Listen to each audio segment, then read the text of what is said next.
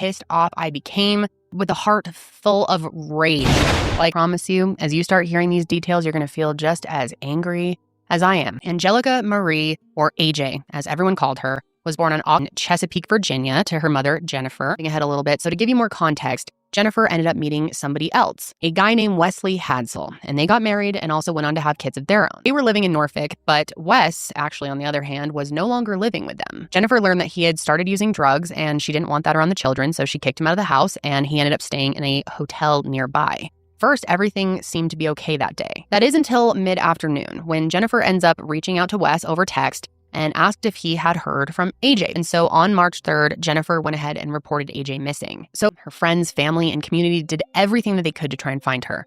Flyers were made, volunteer search efforts were conducted. One person that was really seemingly leading it all, was really the public face of it all, was her stepfather, Wes. He was doing a lot of the search organizing from the beginning. Wes had been inserting himself into the investigation, and he was doing whatever he could to steer them in the directory. But was he only doing that to take the heat off of himself? Investigators wanted to find out, so they started looking deeper into him, and that's when they discovered his criminal record. But the next day, it showed that Wes drove to an abandoned house right there. He found AJ's body lying face down in the mud. She was wearing the same outfit Wes had described, and this is very upsetting to say, but her pants had been pulled down, which does suggest a sexual assault took place. Their theory at that point was that Wes had some type of sick sexual interest in his stepdaughter, and that in November of 2018, 40-year-old piece of shit Wesley Hadsell was indicted on 1 count of first-degree murder, 1 count of second-degree felony murder, and 1 count of felony concealment of a dead body.